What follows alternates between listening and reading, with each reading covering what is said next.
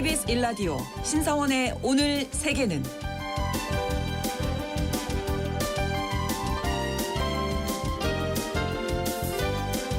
안녕하십니까. 아나운서 신성원입니다. 미국 경기 침체 가능성에 대한 심리적인 불안감이 커지면서 미국 증시의 변동성이 커지고 있습니다. 이 여파가 아시아권으로 번지면서 우리 시장도 영향을 받게 됐는데요. 여기에 중국이 디플레이션의 악순환에 빠졌다는 우려가 계속되고 있는 상황이죠. 우리나라의 주요 무역 상대국인 미국과 중국이 이처럼 경기 침체에 빠지게 되면 수출이 줄게 되고 우리 역시 경기 침체를 피하기 어려워집니다. 이런 상황에서 미국 대통령 선거로 인한 불확실성까지 더해지면서 세계 경제에 대해서 기대보다는 걱정이 앞서는 상황인데요. 잠시 후 글로벌 이슈에서 이 세계 경제 상황 짚어보겠습니다.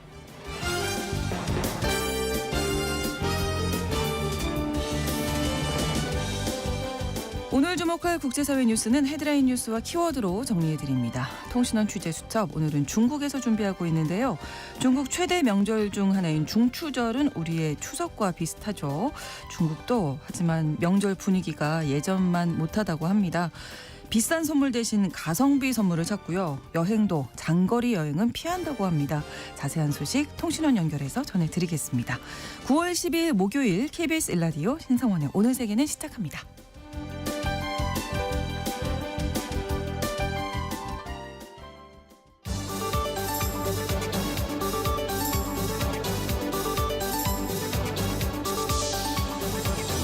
오늘 세계는 헤드라인 뉴스. 오늘 오전 북한이 탄도미사일을 발사했습니다. 일본 해상보안청은 오늘 오전 7시 23분쯤 탄도미사일로 추정되는 물체가 낙하한 것으로 보인다고 밝혔습니다. 해상보안청은 항행 중인 선박에 향후 정보에 주의를 기울여달라고 당부했는데요. 현재까지 선박 피해는 보고되지 않았습니다. 앞서 우리나라 합동참모본부는 북한이 동해상으로 탄도미사일을 발사했다고 오늘 오전 7시 15분쯤에 발표했습니다. 일본의 NHK 방송은 북한이 탄도미사일 또는 추정물체를 발사한 것은 7월 1일 이후 처음이며 올해 10번째라고 보도했습니다.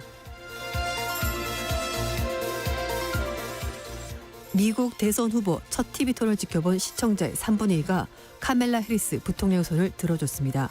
미국 CNN 방송이 여론조사 기관인 SSRS에 의해서 실시한 여론조사에서 등록 유권자의 63%는 민주당 후보인 해리스 부통령이 더 잘했다고 답했습니다. 공화당 후보인 트럼프 전 대통령이 더 잘했다는 답은 37%에 불과했습니다. 이번 토론 후 해리스 부통령에게 우호적인 유권자도 늘었는데요. 토론을 지켜본 등록 유권자의 45%는 해리스 부통령을 긍정적으로 봤다고 답했고 부정적인 평가는 44%였습니다. 9.11 테러 23주년 추념식이 그라운드 제로와 펜타곤에서 열렸습니다. 뉴욕에서 열린 추념식에 유족과 희생자 동료들이 연단에 올라가서 3,000명에 가까운 희생자의 이름을 일일이 호명했습니다. 추념식에는 조 바이든 대통령과 카멜라 해리스 부통령, 공화당의 도널드 트럼프 대통령 후보, JD 벤슨 부통령 후보 등 정치권 유력 인사들이 일제히 참석했는데요. 바이든 대통령은 온라인 메시지를 통해서 국가적 통합을 당부했습니다.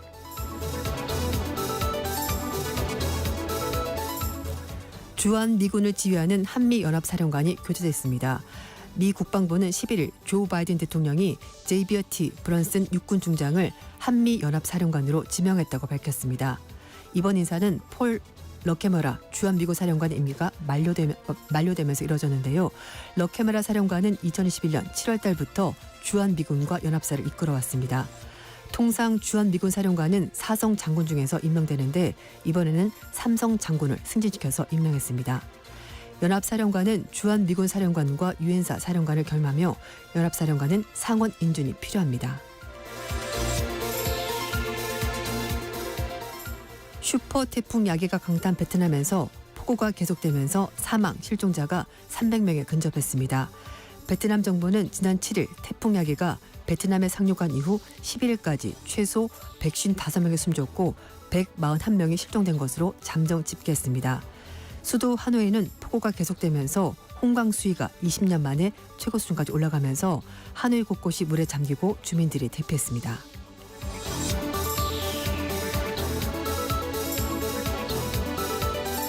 오늘의 헤드라인 뉴스 외신캐스터 조윤주 씨가 전해주셨습니다.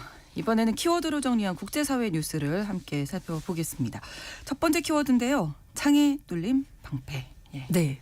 보통 이제 막상 막하에 뭔가 이 대결이 벌어지면 창과 방패 대결. 그렇죠. 한 사람 공격하고 한 사람 잘 막았다 이렇게 얘기하는데요. 네. 이번 미국의 첫 번째 대선 TV 토론은 창이 네. 이겼습니다. 전반적인 평가 그런데요. 잘 막아냈다. 네, 그러니까 뚫렸다는 거죠. 아, 뚫렸네요. 네. 창이 제가 반대로 생각했네요. 네, 왜냐하면은 이 해리스 부통령이 검사 출신이기 때문에 그렇죠. 질문, 공격에 굉장히 아. 능한 사람이고 평생 그 일을 해오신 분이잖아요. 네. 그렇습니다. 근데 트럼프 전 대통령은 좀 무력하게 당했다 아. 이런 평가가 미국 언론 통해서 나오는데 그렇군요. 뉴욕타임스가 트럼프와의 토론에서 해리스 부통령의 표현은 무기가 됐다, 웨펀이 됐다 이렇게 표현했습니다. 사실 토론은 기세인 것 같습니다. 제가 보기에 왜냐하면은 맞습니다. 토론 무대에 오른 해리스 부통령이 트럼프 전 대통령이 먼저 탁탁탁 걸어가서 손을 촥 내밀면서 네. 악수를 청했습니다. 그리고 자기를 돌아가서 토론 시작했는데요. 물론 중간에 광고가 있긴 했습니다만 결국 토론이 90분 넘겨서 끝났는데 네. 미국 언론들은 전반적으로 해리스 부통령이 이겼다 이렇게 평가했습니다. 미국의 CNN 방송은 해리스가 트럼프를 미끼로 낚았다 이렇게 표현했고요. 네. 트럼프를 지지하는 이 보수 언론 폭스뉴스의 정치 분석가도 트럼프가 힘든 시간을 보냈고 오늘만큼은 해리스의 밤이었다 이렇게 인정했습니다. 네.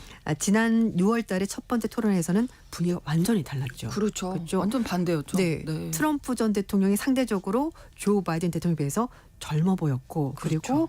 바이든 대통령이 사실 대답을 잘 못했습니다. 네, 결국 네. 이 토론 때문에 자리에서 물러나게 됐는데 이번에는 트럼프 전 대통령이 해리스 부통령과 이렇게 마주보면서 얘기를 하는데 좀 목소리가 높아졌고요. 말이 빨라졌고 약간 인상이 팍 쓰면서 네. 당황한 듯한 뭔가 마음에 들지 않은 표정이 굉장히 많았습니다. 사실은 토론 전까지만 하더라도 바이든 대통령과 트럼프 전 대통령 그 토론 받던 사람들이 사실 트럼프가 네. 잘하겠지. 네, 첫 번째 네. 잘했으니까. 그랬는데요.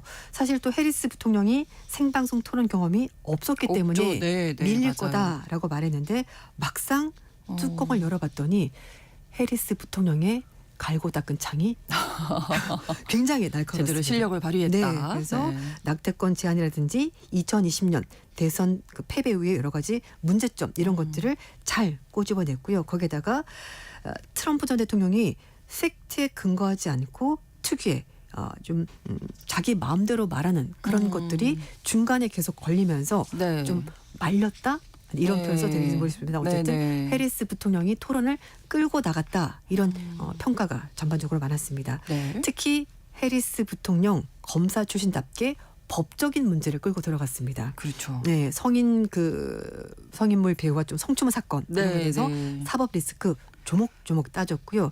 결국은 해리스 부통령은 침착하게 여유를 가지고 토론을 이끌었지만 트럼프 전 대통령 결국 평정심을 잃고 말았습니다. 계속 그래서 공격을 당하다 보니까 네, 이제 보통 이렇게 심리적으로 맞아요. 예. 그 나도 방어할 필요가 있는데 이게 좀 한순간 밀리면 방어가 안 되고 계속 끌려가게 되는데 그렇습니다. 그런 현상이 벌어졌습니다.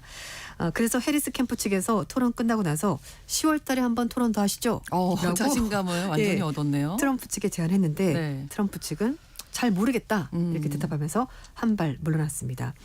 그리고 트럼프 전 대통령이 불만을 제기한 게 있는데요. 네. 이게 ABC 방송의 앵커 2명이 남녀 앵커가 이 토론을 진행을 했는데요. 네. 중간중간에 트럼프 전 대통령이 사실이 아닌 얘기를 하자 사회자가 네. 팩트 체크를 중간에 한 겁니다. 네. 뭐 예를 들면은 이주민들이 미국에 와서 이 사람들 때문에 미국의 범죄율이 올라갔다라고 말하자 이 남성 사회자가 미 연방수사국 FBI가 미국에서 전반적인 폭력 범죄가 감소했다는 팩트가 있다라면서 팩트 체크했었고요. 그러자 트럼프 전 대통령 흥분했습니다. 인상이 확 구겨졌고요. 네. 그리고 또 하나는 트럼프 전 대통령이 이민자들이 와가지고 뭐 자신들이 키우던 반려동물을 잡아먹는다 이런 말도 안 되는 얘기를 했거든요. 그랬더니 네. 사회자가 그것 역시 사실에 근거하지 않는 발언을 하면서 얘기를 했고 결국 트럼프 전 대통령 토론 끝나고 나서 네. 스피룸이라고 하는데요. 그 언론 취재진들이 가득 있는 공간이 있거든요. 거기에 직접 나와서 네. 나는 좀 불편했다. 아. 사회자가 편파적이었다라면서 약간 아. 뒤에 나와서 불만을 좀 얘기하는 그런 모습을 보였습니다. 그렇군요. 예, 전체적인 분위기는 일단 예상과 다르게 네. 해리스 부통령이 좀 잘했다. 해리스 네. 후보가. 네. 이렇게 근데 이게 나왔네요. 과연 표로 연결될지는 그렇죠. 좀 지켜봐야 될 것 같다는 이후에 평가입니다. 예, 여론조사 결과가 또 어떻게 음. 나올지도 주목이 됩니다. 맞습니다. 다음 키워드 끝날 때까지 끝나지 않는다. 네, 이 지금 우크라이나 전쟁 얘기인데요. 네. 사실 러시아도 우크라이나도 절대 스스로 끝낼 생각은 없는 것 같고, 그리고 서방에서도 우크라이나에 대해서 지원을 좀 더 해보겠다 이렇게 말하면서 지금 이 전쟁이 언제 끝날지 알 수 없는 상황이 되고 있습니다. 네. 이 토니 블링컨 미 국무장관과 데이비드 레미 미 영국 장관이 11일 날 키우를 직접 방문해서 15억 달러 가까운 경제적 지원 그리고 미사일을 제공하겠다라고 밝혔습니다. 미국과 영국이 각각 절반 정도 지원할 것으로 보이는데요. 네. 블링컨 장관은 우리의 지원은 줄어들지 않을 것이고 우리의 연대는 절대 깨지지 않을 것이다 이렇게 강조했습니다. 정말 언제 끝이 날지 알 수 없는, 정말 끝까지 가봐야지 알 수 있는 상황이 된 건데요. 네. 영국의 레미 장관도 6천억 파운드의 경제 지원 하겠다라고 약속했고요. 그리고 수백 개 새로운 방공 미사일을 우크라이나 측에 제공하겠다라고 약속했습니다. 네. 지금 우크라이나가 원하는 게 이제 장거리 미사일이잖아요. 네. 이 부분 관련된 얘기도 나왔나요? 네, 일단 원래는 미국 포함해서 서방 국가들은 러시아의 후방을 공격하게 되면 이게 확전이 될 것이기 때문에 그렇죠. 반대한다라고 얘기를 했었는데 예. 분위기가 좀 바뀌었습니다. 바이든 대통령이 우크라이나에 대해서 장거리 무기 사용에 대한 제약을 유지하겠습니까라고 취재진이 물어봤는데요. 네. 그랬더니 이 문제를 우리가 지금 직접 다루고 있다라고 말을 했고, 블링컨 장관도 영국 언론과 인터뷰에서 우크라이나에 장거리 무기를 제공하는 것을 배제하지 않는다라면서 입장 변화가 있었습니다. 네. 반면에 러시아 측은 불편한 기색을 감추지 않았습니다. 러시아 하원 의장은 우크라이나의 장거리 무기 사용을 허용을 하게 되면 미국과 동맹국을 전쟁 당사국으로 간주하겠다 이렇게 얘기했습니다. 그렇군요. 이런 가운데 지금 이란이 러시아에 탄도미사일을 제공했다 이런 보도가 나와서 러시아가 이 탄도미사일로 우크라이나를 공격할 거다 뭐 이런 얘기가 네, 있는 거죠. 맞습니다. 이 블링컨 장관과 레미 장관이 공동 기자회견에서 러시아는 이란으로부터 탄도미사일 배송을 받았고 몇 주 안에 우크라이나에 이 무기를 사용할 가능성이 크다라고 전망했습니다. 네. 이란이 그동안에 러시아 측에 살상용 샤헤드 드론을 오랫동안 공급하긴 했습니다만 탄도미사일을 이번에 제공한 것은 처음이라고 하는데요. 이에 대해서 미국의 싱크탱크인 애틀랜틱 카운슬의 관계자는 이란은 러시아를 강대국이 아니라 공동의 적과 싸우는데 비용을 줄일 수 있는 대리 세력으로 간주하는 것 같다라고 분석을 했습니다. 즉 러시아의 무기를 제공해서 우크라이나 전쟁을 장기화함으로써 미국과 유럽 등 서방 국가의 관심을 이란에서 우크라이나로 돌리려는 의도가 있다라는 거죠. 네. 특히 이란이 그동안에 러시아 측의 소위 35 전투기 그리고 S-400 방공미사일 등 첨단 무기 제공을 요청했지만 받지 못했고 네. 이번 일을 계기로 해서 무기 공급의 속도가 또 빨라진 것 아니냐라는 관측이 나오고 있습니다. 하지만 이 싱크탱크 측에서는 러시아가 이란을 견제하는 사우디아라비아 그리고 아랍에미리 등과의 관계 악화를 우려하고 있기 때문에 이란이 역시 직접적으로 동맹보다는 대리 세력을 통해서 뭔가 전쟁의 판도를 흔들려는 것 같다. 그래서 러시아를 끌어들이는 거다. 이렇게 분석을 하고 있습니다. 네. 일단 우크라이나 측에서는요. 장거리 미사일, 그러니까 사거리가 300km 가는 에이테크스 미사일을 원하고 있는데 이게 만약에 도입이 되면은 수도 모스크바까지 타격이 가능할 좀 근접하게 되기 때문에 전쟁의 상황이 바뀔 수가 있습니다. 그렇죠. 네. 그런 일은 일어나지 않기를 바라는데요. 네. 끝까지 가지 않았으면 좋겠습니다. 그렇습니다. 다음 키워드 못 믿겠다. 직접 뽑자. 예. 네. 어느 나라 이야기일까요? 멕시코가 판사 직선제를 도입할 것으로 보입니다. 네. 멕시코 상원이 제적 의원의 3분의 2 찬성으로 사법부와 관련된 여러 가지 조항을 수정 폐지하는 법안을 11일 날 가결을 시켰는데요. 개편한 골자를 보면 7천여 명의 법관, 대법관도 포함해서 이 사람들을 국민투표로 선출하는 판사 직선제를 도입한다고 합니다. 그리고 대법관의 정원을 11명에서 9명으로 줄이고요. 대법관 임기도 15년에서 12년으로 단축하는 방안이 들어있습니다. 네. 여기에다가 대법관의 종신연금은 폐지하고요. 법관 보수의 대통령급여 상하선 초과 금지 등이 들어가 있고 객관성과 공정성에 어긋나는 판결한 판사 등을 대상으로 하는 이 고등징계법원의 신설도 이 법안에 담았습니다. 네. 근데 이 과정에서 지금 논란과 진통도 같이 잇따르고 있는데요. 사법부 노조 측에서는 판사들의 정치화하면서 개편을 반대하면서 파업에 들어갔습니다. 여기에다가 법학부 대학생들과 함께 지난 6월 달 총선에서 압도적인 하원의석을 확보한 야당 측 의사들도 의회 출입을 막으면서 강력히 저항을 했는데 네. 하지만 법안 통과를 막지는 못했습니다. 또 가장 강력한 어떤 영향을 행사하는 오브라도르 대통령도 이 법률 개정의 필요성을 강력히 요청했는데요. 네. 여러 가지 법률에 대해서 대통령령으로 이걸 좀 추진하려고 하면은 사법부 측에서 이건 위헌이다, 헌법 불합치다라고 얘기를 하면서 제동을 걸면서 대법원에 대해서 대통령이 불만이 많았습니다.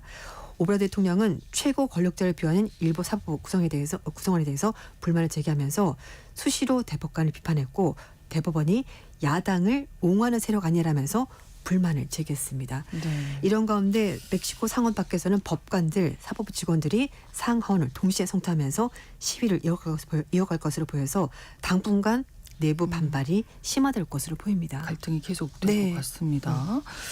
다음 키워드 누구를 보호하겠다는 건가요? 예. 네, 세계 무역기구 WTO가 보호무역주의 강화가 오히려 최빈국들에게 큰 타격을 줄 것이고 부유한 국가들의 일자리 보호를 위해서 더 많은 비용을 제공하면서 결국은 비생산적인 방법이 될 뿐이다라고 얘기를 하고 있습니다. 그래서 네. 다시 한 번 더 세계화가 필요하다라고 주장을 하는 건데요. 실제로 1995년부터 2022년까지 세계 무역에서 빈곤 그리고 중간소득 국가들이 차지하는 비중이 21%에서 38%까지 높아졌습니다. 네.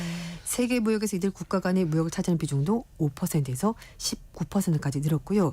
결국 같은 기간에 빈곤국 그리고 중진국의 1인당 소득도 3배 가까이 늘어나는데 하지만 미국의 트럼프 전 대통령 집권한 동안에 계속해서 보호무역주의 하겠다라고 밝혔고 네. 아마 재집권하면 또 그렇게 될 가능성이 높은데요. 그렇죠. 여기에다가 중국의 전기 자동차를 겨냥해서 최근에 가장 높은 관세를 부과하겠다는 얘기도 사실 바이든 정부도 하고 있거든요. 네, 그러니까 네. 트럼프 정부도 마찬가지고 바이든 정부도 사실상 무역 장벽을 높이면서 보호무역주의를 추구를 하고 있습니다. 근데 일각에서는 높은 관세가 제조업 일자리를 보호하는 방법으로 될 거다라고 하고 있거든요.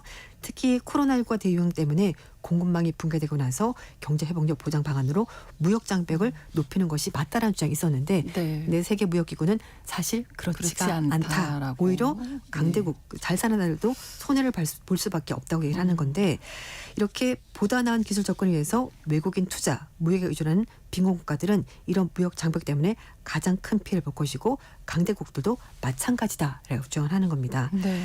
WTO는 각국 정부가 보호 장벽을 높이는 대신에 노동자들 수요가 많은 새로운 기술 습득해서 새로운 일자리를 만드는 것이 모두에게 도움이 되는 방법이기 때문에 세계화를 다시 하는 것이 모든 국가에게 이익이다 이렇게 얘기를 하고 있습니다. 네. 다음 키워드입니다. 꽉 먹고 알 먹고 예, 물음표가 있네요. 네. 애플에 대한 과징금 판결로 130억 유로 규모의 체납 세금을 징수하게 된 아일랜드가 세금 사용토를 놓고 고민에 빠졌다고 합니다. 네. 그동안 아일랜드가 대대적으로 홍보했던 것이 우리나라에 오시면 법인세가 낮으니까 세금 적게 내고 사업하십시오. 이렇게 해서 사실 세계적인 기업들이 아일랜드에 이제 그 본사를 두고서는 사업을 했었는데요. 그런데 애플에 제공했었던 이렇게 조세 혜택이 결국은 불법 보조금에 해당하는 판결이 나오면서 네. 이걸 다시 이제 내야 되는 그러니까 기업들이 아일랜드 측에 돈을 내야 되는 세금을 내야 되는 그런 상황이 된 네. 건데요. 꼭 먹고 알 먹고 맞죠. 왜냐하면은 세금을 깎아준다고 말해서 기업들이 들어왔는데 다 하고 나서는 세금 깎아줬더니 우리가 의도한 건 아닌데 이게 불법이래요. 네. 혜택이래요. 그러니까 다시 뱉어내십시오라고 된 거죠. 그래서 아일랜드 입장은 세계적인 기업이 와서 좋긴 좋았고 네, 또 다시 네. 또 돈을 받아내게 됐으니까 돈도 챙기고 이렇게 두 가지를 하게 된 건데요.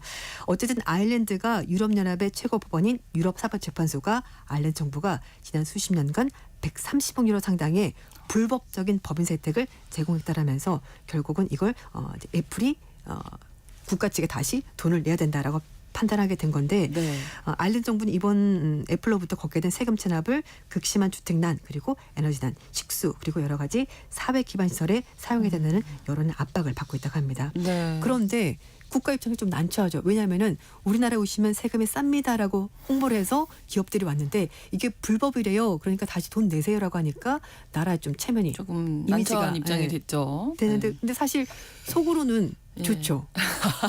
그래서 뻥 먹고 알 먹고 이렇게 되는 건데 어쨌든 표면적으로는 국가 이미지가 좋지 않다라는 겁니다. 그래서 국고가 많이 늘어나겠군요. 이 세금을 그래서 받아서. 영국의 파이낸셜 타임즈도 아일랜드는 이미 국고에 현금이 넘쳐난 상황인데 이번 일을 통해서 다시 한 번 더 현금을 확보하게 됐다라는 겁니다. 올해 아일랜드 정부가 자국 내 사업장을 둔 많은 글로벌 테크 제약회사들로부터 거둬들인 법인세 수입 증가에 힘입어서 이미 86억 유로 돈으로 12조 원의 자동 흑자를 거둘 것으로 보이는데 여기에 네. 추가적으로 돈이 또 들어온다는 거죠. 야당은 정부가 거둬든 세수를 적극적으로 지출해서 경기를 부양해야 된다라고 말을 하는데 하지만 또 돈을 너무 많이 풀면 경기가 과열되기 때문에 그렇죠. 정부가 이건 또 신중하게 판단할 것으로 보입니다. 네. 그런데 이번 판결 때문에 유럽연합 당국들은 이 정부가 애플 등 글로벌 빅테크 기업들에게 적용하는 법인세에 관해서 추가적인 조사를 벌일 수가 있다라는 관측도 나오고 있습니다. 다른 기업들에 대해서도 그렇죠. 조사를 공정하게 들어가겠죠. 해야 되니까. 네. 다음 키워드 1등이 사라진 자리. 네. 글로벌 화장품 제조업체들이 최근에 중국에서 고전을 면치 못하고 있다고 합니다. 그렇군요. 네. 중국은 세계적인 명품 업체들의 매출을 책임졌던 곳인데 장기간 경기 침체가 이어지면서 외국 기업들이 먼저 직격탄 맞았고요. 이제는 중국 토종업체들과 경쟁을 벌이면서 수익성이 악화되고 있다고 합니다.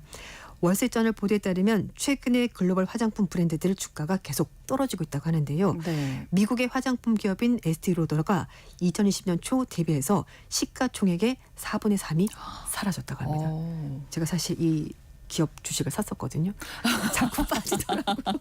그래가지고 몸소 체험을 하셨군요. 네, 예. 그래서 일주일 전에 팔았습니다. 예. 다행히. 아유, 그래도 어쨌든 더 안타까운. 빠지는 상황이고요. 네, 네. 일본을 대표하는 화장품 기업 슈쉐이도도 2019년 대비해서 시장 가치가 지금은 3분의 2가 줄었습니다. 그렇군요. 그래프가 이렇게 산모양하고 있습니다. 지금 이렇게 쭉 올랐다가 쭉 빠진 상황인데 네, 네. 로레알도 마찬가지로 최근 4개월 동안 주가가 16% 떨어졌습니다. 네. 왜 이렇게 많이 빠졌냐라고 봤더니요. 중국 시장에서 부진했기 때문입니다. 그렇죠. 그동안의 글로벌 회사들은 중국이 워낙 빠르게 성장하니까 소비 시장도 크게 팽창했거든요. 그래서 많이 팔아서 좋았다라고 했는데 네. 중국 시장이 침체에 접어들면서 고전을 면하지 못하고 있고 사람도 이제는 비싼 외국 제품보다는 가성비 네. 중국 우리 제품이 제품을 맞아요. 그래서 중국 제품이 훨씬 더 품질도 좋고 가격이 싸다 보니까 중국 업체들 브랜드로 넘어가고 있고 그래서 이 해외 업체들이 타격을 받고 있다고 합니다. 네. 이렇게 오늘의 헤드라인 뉴스와 키워드 외신캐스터 조윤주 씨와 함께했습니다. 고맙습니다. 네, 감사합니다. 신성원의 오늘 세계는 1부 마무리합니다. 11시 30분부터 일부 지역에서 해당 지역 방송 보내드립니다. 아델의 노래 Set Fire to the Rain 전해드립니다.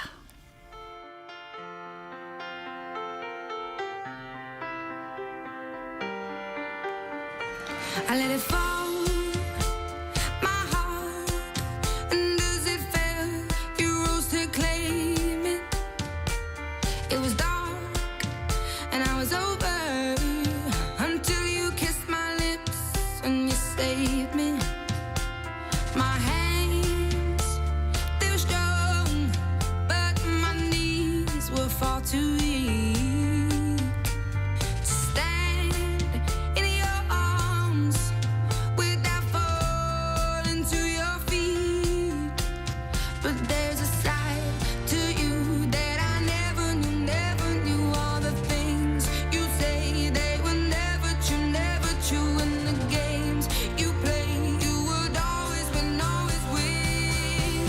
But I set fire to the rain.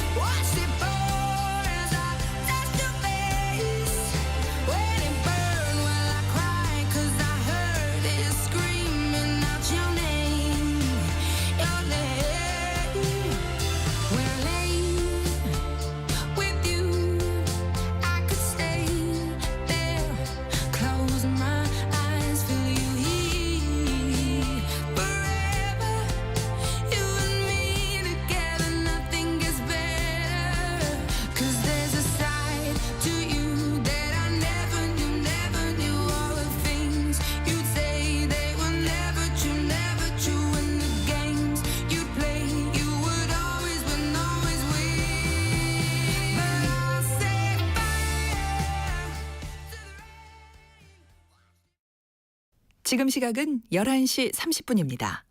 KBS Ladies and gentlemen. 국제사회의 다양한 뉴스를 한눈에 KBS 1라디오 신성원의 오늘 세계는 세계를 바로 보는 최소한의 투자입니다.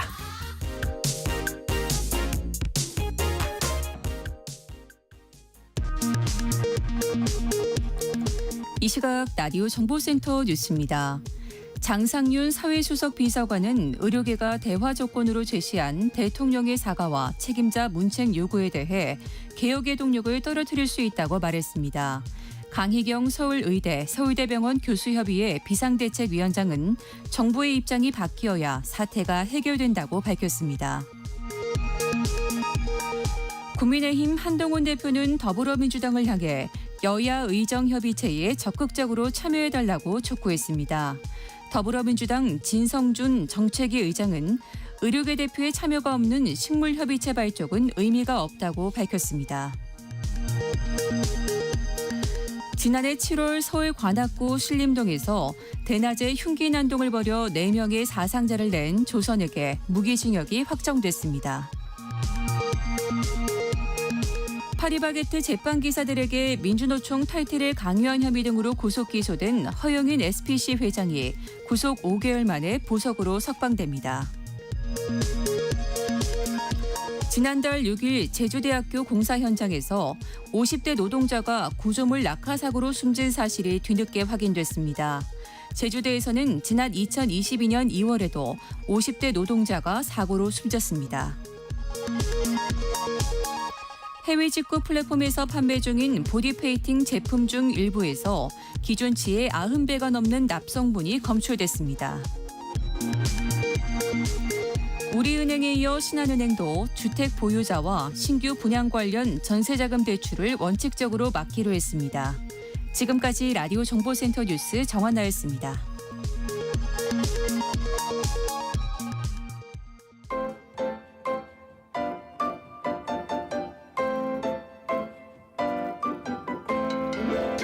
통신원 취재 수첩.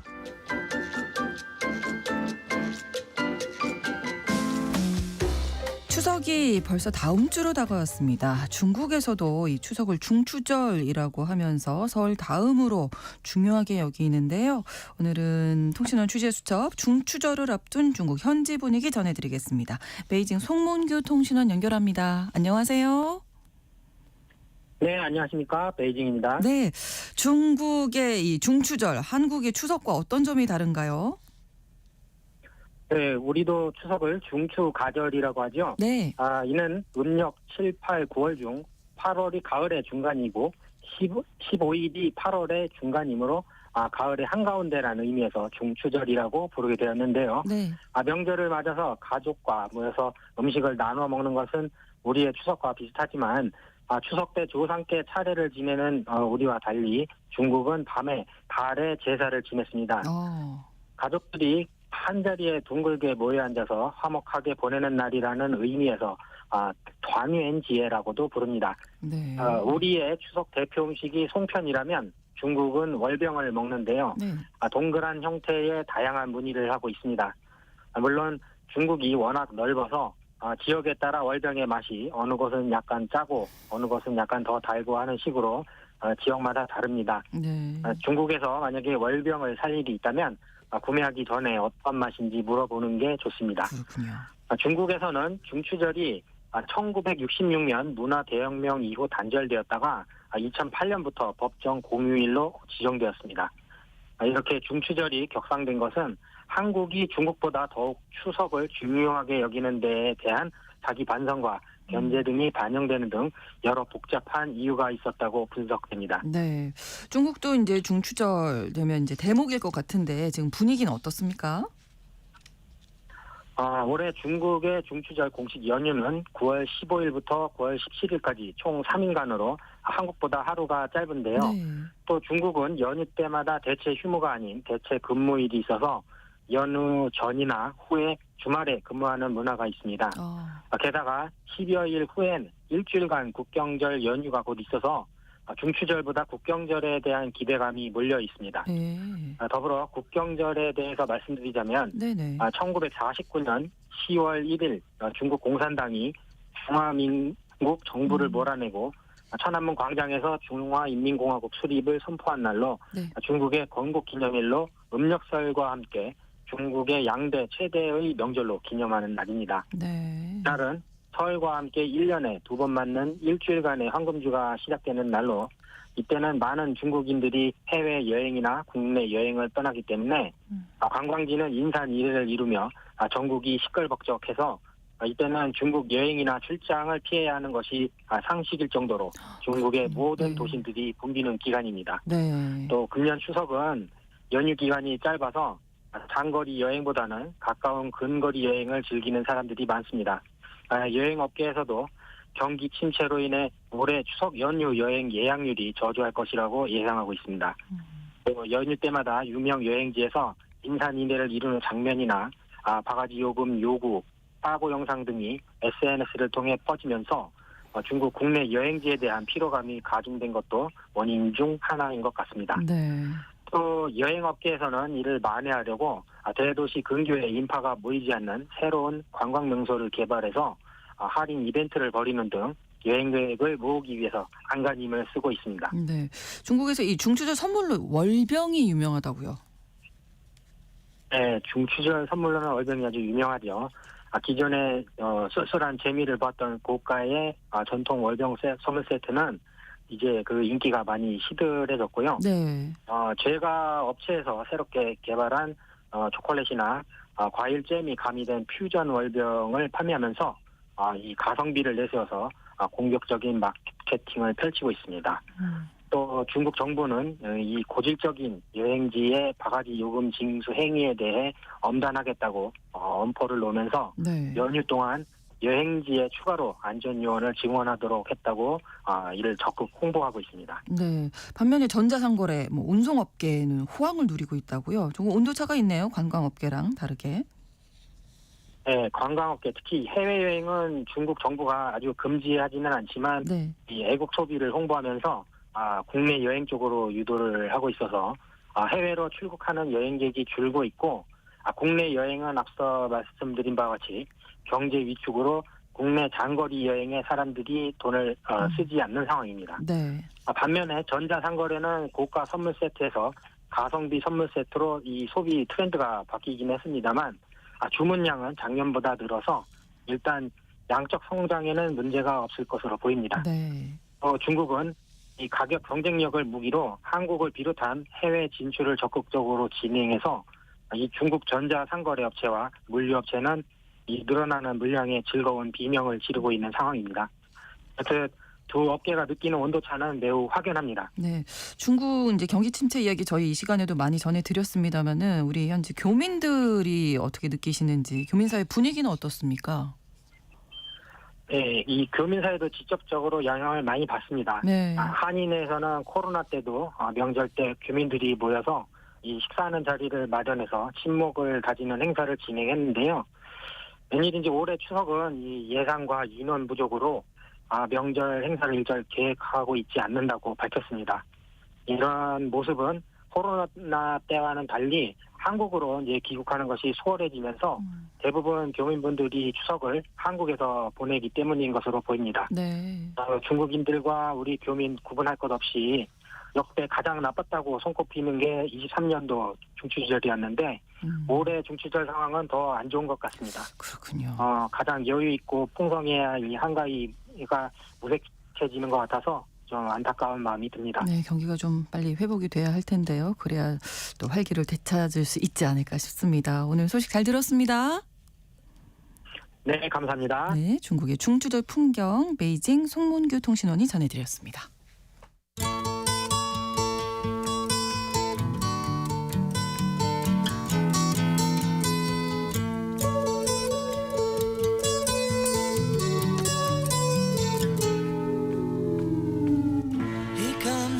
지난 8월 초 그리고 이번 달 초에 미국 증시가 크게 하락하는 일이 있었습니다. 그리고 우리나라 증시도 미국보다 더 큰 폭락으로 이어졌죠. 미국이 기침하면 대한민국이 감기에 걸린다. 이런 우스갯소리가 현실화되는 듯 했는데요. 과연 미국 경기가 침체를 향해 가는 것인지 자세히 좀 분석해 보도록 하겠습니다. 오늘 글로벌 이슈 KBWM 스타자문단 수석 이코노미스트이신 유신익 박사님 모셨습니다. 어서 오십시오. 네, 반갑습니다. 네, 반갑습니다. 네, 네. 자, 미국 증시가 현지 시간으로 지난주 화요일 금요일에 크게 하락을 하고 그러면 아무래도 우리나라도 영향을 받게 되잖아요.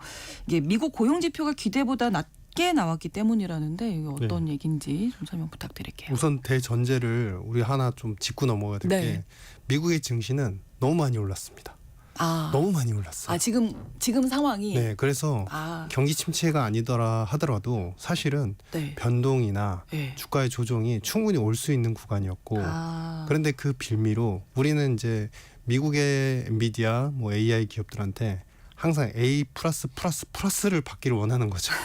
그러니까 지표도 좋아야 되고 무조건 다 좋아야 되고 실적도 좋아야 되고. 좋았으면 좋겠는. 근데 이제 약간의 애매한 갸우뚱하는 지표가 나오니까 침체 때문이야. 이제 우리가 이제 변명을 하기 시작하는 겁니다. 꼭 그게 아닐 거죠. 수도 그쵸? 있는데 그쵸? 아닐 가능성이 크다라고 저는 이제 보여지고 있고요.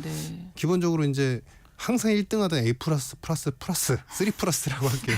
3+ 맞는 학생이 항상 올백을 맞출 수는 없어요. 그렇죠. 사이클에 따라서 약간 주춤할 수 있어요. 근데 하나만 틀려도 난리가 나는 거예요. 이게 큰일 났다. 얘 이제 성적 떨어진다. 이 지표에서 그래서 제가 이제 너무나 이제 쏠림이 너무 심하다라는 거고 고용 지표에서 보시면 사실 이제 우리가 소위 얘기하는 이제 고용률, 해고율이 다 동시에 좀 올라 있는 상태입니다. 그리고 예전에 우리가 제일 중요한 게 구인 배율이라는 건데 22년, 23년도 너무 핫했을 때는 우리가 이제 총 고용자 수, 그다음에 구인자 수 그걸 더합니다. 그리고 분자에다가 구인자 수를 놓습니다. 쉽게 말하면은 제가 좀 어려워하는 게 느껴지셨나요? 아주 간단하게 전체 취업해야 되는 그런 인구들을 다 이제 통칭하고 그다음에 이제 취업할 사람들까지 다 합칩니다. 다 합쳐서 거기서 이제 구인하는 거. 그러니까 채용 공고 나간 건수가 몇 개냐 이 배율. 그러니까 당연히 높으면 높을수록 기업이 많이 사람을 구하는구나. 낮으면은 덜 구하는구나. 근데 이게 과거에 22년도에 노동상이 뜨거 너무 뜨거울 때 당시에 사실 7%까지 올라섰었거든요. 그러니까 100명의 기업이 있다고 한다면 그냥 아주 쉽게 더 단순하게 7개는 계속 이제 사람을 뽑습니다. 계속 그런 거예요. 근데 이 배율이 지금 4.6까지 내려갔습니다. 그러면 이게 또 기업들이 사람 안 뽑으니까 이제 떨어진 거죠. 그러니까 여기서 이제 경기 침체 온 거 아니야? 사람 안 뽑잖아. 야, 국어, 수학, 사회 다 100점인 사회가 지금 마이너스가 나기 시작했어. 그런데 그러면 이게 정상 수준, 우리가 항상 평균을 봐야 돼. 차분하게. 이제 선생님이 오십니다. 선생님이 오셔서 평균이 요 정도이고 요 정도보다 높으면 그래도 안정권이에요. 그 평균이 어디냐면요. 코로나 직전에 4.1에서 4.5 사이였습니다. 그러면 지금 4.6이니까 괜찮은 건데요. 그리고 결정적인 부분이 뭐냐면 우리가 이제 경기 침체, 미국의 경기 침체라고 표현할 때는 죄송합니다. 실질 GDP잖아요. 실질 GDP는 그냥 발표되는 지표. 잠재 GDP는 평균적인 추세라고 보시면 됩니다. 이 잠재 GDP가 미국이 2%라고 보통 보거든요. 2%가 평균 수준이다 보는데 그거보다 낮게 나오기 시작하면 이제 그거보다 약간 2% 언더로 나오면 그게 2분기 정도 나오면 아주 쉽게 말하면 2보다 작게 한 6개월 동안 지속이 되면 그러면 이제 침체에 진입했다. 이렇게 보는 겁니다. 볼 수 있겠죠. 정의도 그렇게 내립니다. 근데 중요한 건 아직 그 지표도 아직도 플러스예요. 아직도 플러스고 다음 분기도 플러스 나올 예정이에요. 그러면 지금의 고용, 경기 침체와 관련된 이슈들은 뭘 의미를 할까? 너무나 우리가 이제 여행을 다니다 보면요, 너무 뜨거운 나라 갔다가 너무 추운 나라 왔다 갔다 하면요, 조금만 추워져도 너무 추워 이렇게 느끼잖아요. 따뜻한 곳 있다가 추운 곳 가면 너무 추운 거죠. 맞습니다. 과열해서 약간 식어가니까 이거 이러다 오는 거 아니야? 이런 불안감에 너무 좀 과하게 쏠려 있다. 네, 뭐 이런 네. 생각입니다. 그러니까 심리적인 부분이다. 네, 심리적인 부분이 상당히 좀 많은 것 아, 같습니다. 간밤에 지난밤에 미국의 8월 네네. 소비자 물가지수 CPI 발표됐잖아요. 네. 어떻게 나왔고 시장이 지금 또 어떻게 받아들이는지. 네, 요거도 바로 네. 그대로 입증을 해줬습니다. 그러니까 물가가 떨어졌어요. 2.5% 이제 전년비 2.5%니까 사실 이제 많이 안정화됐죠. 얼마 전까지 해도 이제 4% 5% 나오던 엄청나게 물가가 올랐잖아요. 네. 3%까지 떨어지고 네. 또 순차적으로 2.5까지 왔으면 상당히 좋죠. 근데 그 구성품을 잘 보셔야 되는데요. 팔 의장이 네. 뭐 그전에는 약간 양치기 소년이라고 거짓말도 많이 하고 했는데 이번에는 데이터랑 딱 맞아 떨어지는 언급을 지난번에 8월에 잭슨홀 미팅 때 이미 했었어요. 네. 뭐냐면요. 음식료, 네. 그다음에 운송 서비스, 이건 이제 교통 서비스라고 보시면 됩니다. 네. 그리고 또 한 가지 주택 렌트비. 요거는 이제 더 이상 잘 떨어지지 않습니다. 요거는 이제 멈춰 있어요. 네. 아직도 멈춰 있어요. 헬스케어 쪽도 멈춰 있어요. 근데 뭐가 떨어지냐면요. 상품이 떨어집니다. 예를 들면은 아주 쉽게 뭐 의류 상품, 네, 네. 그다음에 우리 중고차 가격 이런 게 많이 떨어집니다.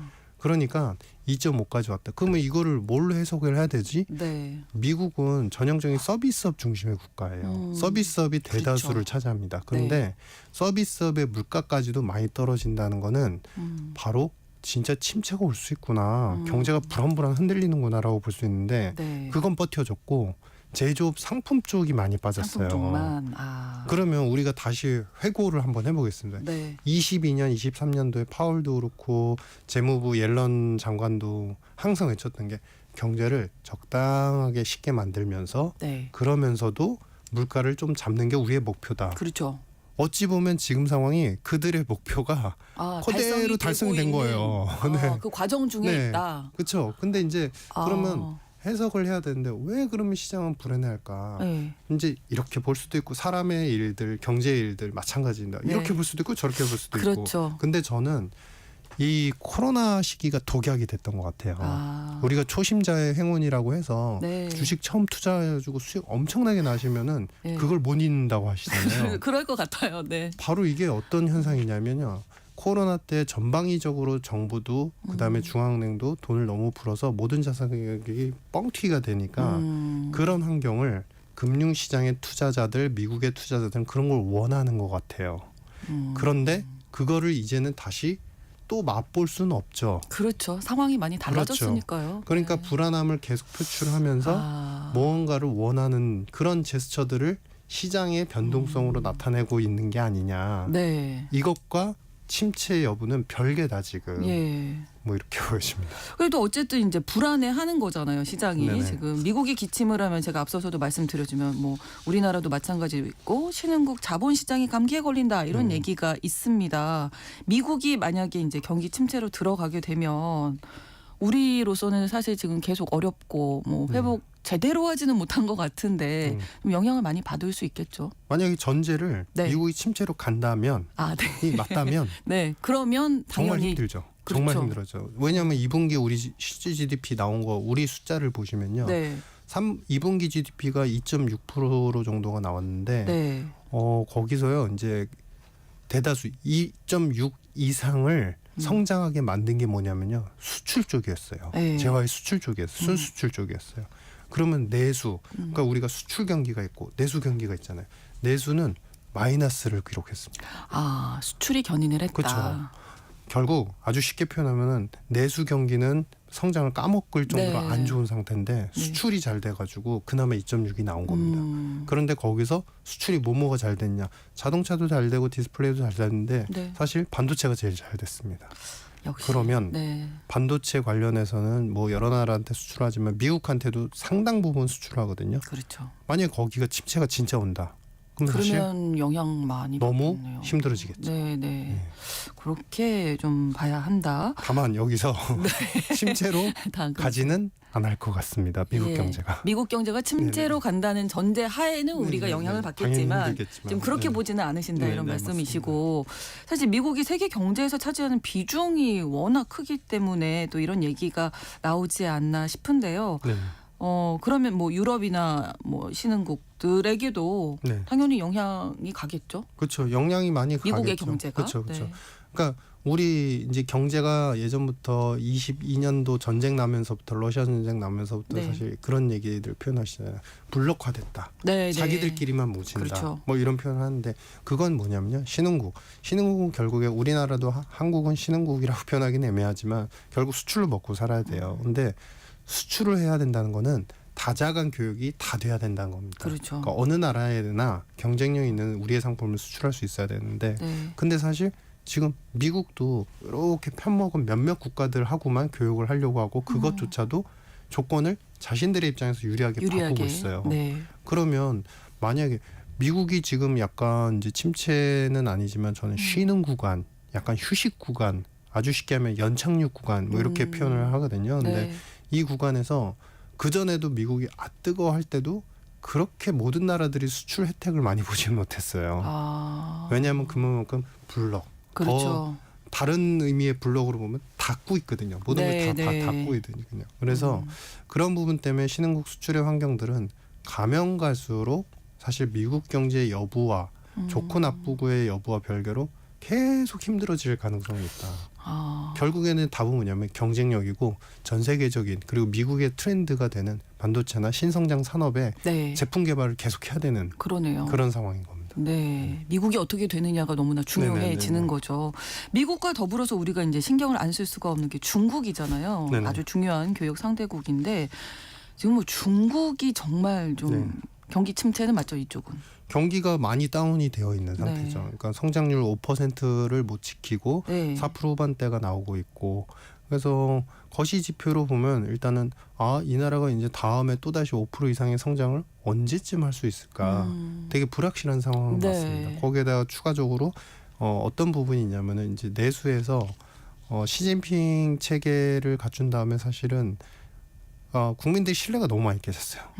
너무 많이 깨졌어요. 그래서 부채와 관련돼서 조정을 하고 그다음에 테크 기업들에 대해서 플랫폼 기업들에 대해서 공동 부유를 한다고 하면서 네. 신뢰가 많이 깨지니까 그 신뢰는 뭐냐면은 당장 취업하던 게 덜 되고 그렇죠. 두 번째는 소득이 덜 벌리고 네. 그다음에 중국 같은 경우 후분양 제도로 이제 주택을 갖다가 주택을 매입하는데 네. 사실 이 부채로 어떻게 보면은 이제 연명을 해왔던 그렇죠. 공급업체들, 건설업체들이 집을 다 못 짓는 상황에 돈은 이미 어느 정도 들어가 있는 상태이고 그러니까 정부는 그렇다고 해서 이들을 구제해 주려는 어떤 특별한 대책을 내놓지 않고 네. 그러니까 신뢰가 무너져 있죠. 그러네요. 그런 부분은 정말로 이제 큰 성장의 트렌드에서는 이제 중 혹은 저성장 기조로 중국도 다 가는구나라고 볼 수 있는데요. 네. 근데 다른 한 면을 또 보면요. 네. 중국이 과거부터 외쳤던 게 우리는 이제 더 이상 신흥국, 저개발, 수출 국가가 아니에요. 네. 우리는 내수 서비스를 살리고 우리나라, 미국처럼 소비를 하면서 우리도 우리끼리 잘 사는 구조를 만들 거예요라고 외쳤었거든요. 그 측면에서는 이룬 바는 있습니다. 즉 뭐냐면은 온라인 소매 판매가 거의 10% 증가가 나오고 네. 있고 그들이 만드는 디스플레이, 반도체 이런 수출 증가율이 되게 좋아요. 그래서 무역 흑자가 커지고 있습니다. 네. 즉 이 얘기는 뭐냐면 이 부분도 사실 이제 성장의 큰 트렌드는 약화되는 건 맞지만 구조적으로 보면 또 나쁜 상황은 아니고 그렇기 때문에 자신들의 이걸 한마디로 표현하면은 중저소득 중저 그 성장을 이어가면서 자신들의 가치 철학에 맞게 경제 구조를 되게 빠르게 탈바꿈하고 있다. 그러면 그거를 보는 자본주의 경제 그다음에 이제 민간의 흐름에서는 불만이 있을 수 있는데 그것은 아랑곳하지 않는다. 네. 독자 독야청정이라고 하죠. 자신의 길을 시진핑의 내 길을 가는 거죠. 그렇죠. 네. 가치대로 가고 있다. 자신들의 내 가치관대로. 목표가 뚜렷하고 그렇죠. 예. 그 길을 향해 가는 네. 중인 거죠. 네네. 예. 그래서 뭘 말씀드리고자 하냐면 네. 안 좋아지는 건 맞는데 네. 그렇다고 쉽게 무너질 수 있는 상황도 아니고 구조적으로는 또 개선이 되고 있대요. 부채 조정이 일어나니까 우리도 못하고 있는 부채 조정을 하니까 네, 네. 그런 측면이 동시에 지금 존재를 한다 이렇게 보여집니다. 그러니까 박사님 오늘 말씀 들으니까 그렇게 막 불안해 일희일비할 필요가 없다. 좀 큰 그림을 보면 네네네. 과정 중에 있는 거니까 그렇죠, 맞습니다. 그런 생각이 좀 네. 드네요. 네. 뭐 굳이 우리 한 3년만 돌이켜봐도요. 우리 네. 언론이나 여러 가지 이제 매체들 영상 매체들에서 보시면 망한다 했던 미국에 대해서 망한다 했던 얘기 네. 나온 게 사실은 제가 본 것만 100건이 넘어요. 지나고 보면 사실 이렇게 서서히 과정 중에 있고 그렇죠. 정책이라는 건 항상 나오게 되니까 그 다음 수를 바둑 두듯이 다음 수를 우리가 봐야 되는 그런 상황인 거죠. 네, 이제 많은 분들이 궁금해하실 부분이 미국의 금리 인하입니다. 네네. 어떻게 전망을 하시는지. 그러니까 만약에 지금 이제는 연준도 미국의 연준도 이제는 뭐 물가보다는 경기에 특히 고용에 신경을 써야 된다라는 건 인정을 했어요. 그러니까 금리 인하는 할 텐데 얼만큼 그리고 어느 폭으로 할 거냐. 그렇죠. 제가 예측하기로는 이번 9월에 이제 당장 우리 추석 끝나고 나면 빅컷 뭐 이런 얘기 나오더라고요. 50pp를 인하를 그렇게 세게 할 것 같진 않아요. 왜냐하면 지금 어제도 물가 지표 나왔지만 아직도 살아있는 게 있어요. 경기도 연착륙 정도이고 서비스업 살아있고 물가도 아직 살아있어요. 제조업 상품만 좀 약간 그러니까 안 좋다기보다는 완만하게 계속 떨어지고 있어요. 그러면 여기서 카드를 50bp짜리 카드를 한 번에 쓸까? 0.5% 그쵸. 금리 인하는 얘기인데 0.5%는 조금 무리가 있을 것 같고 저라면 0.25를 쓰고 그다음에 연말까지도 물가랑 경제 고용 지표를 보면서 0.25씩 천천히 내려갈지 않을까. 그리고 이번 인하의 사이클은요. 만약에 내린다고 하면요. 예전처럼 뭐 200pp 이상 한꺼번에 쭉 내리는 사이클이 나오지 않습니다. 왜냐하면 우리 여러분 다 아시겠지만 대선이잖아요. 미국 대선. 미국이 지금. 대선 끝나고 나면요. 2000년대 이후로 어떤 새로운 정부든 항상 행정부에서 돈을 많이 풀었습니다. 그렇기 때문에 쉽게 금리를 계속 일방적으로 내리기도 쉬운 여건 굳이 그럴 필요도 없는 그런 상황이 올 수 있습니다. 예, 알겠습니다. 오늘 글로벌 이슈에서 좀 마음을 다져가는 것 같습니다. 세계 경제의 전체적인 흐름을 한번 쭉 훑어주셨어요. KBWM 스타자문단 수석 이코노미스트이신 유신익 박사님과 함께했습니다. 오늘 좋은 말씀 고맙습니다. 네, 감사합니다. 감사합니다. KBS 라디오 신성원의 오늘 세계는 오늘 순서 마치겠습니다. 내일 오전 11시 5분에 다시 뵙겠습니다. 고맙습니다.